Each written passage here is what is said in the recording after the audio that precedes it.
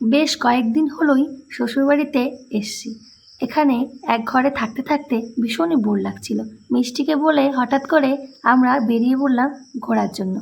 রাস্তার পাশেই এই রেস্টুরেন্টটা দেখে বেশ ভালো লাগলো।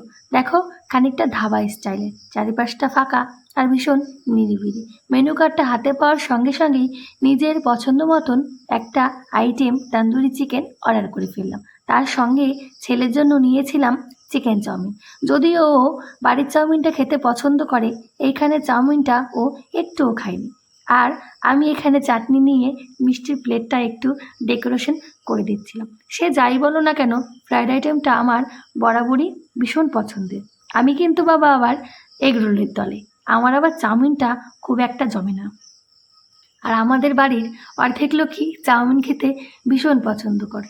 আর আমি তন্দুরি চিকেনটা খেয়ে বলতে বাধ্য, ভীষণ টেস্টি বানিয়েছে ওরা। আবারও যদি কোনো দিন যাই তবে আমি আগে এটাই নেব।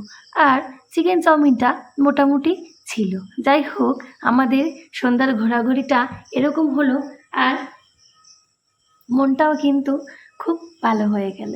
তো এই ছিল আজকে আমাদের ঘোরাঘুরির ছোট্ট একটা মিনি ব্লগ।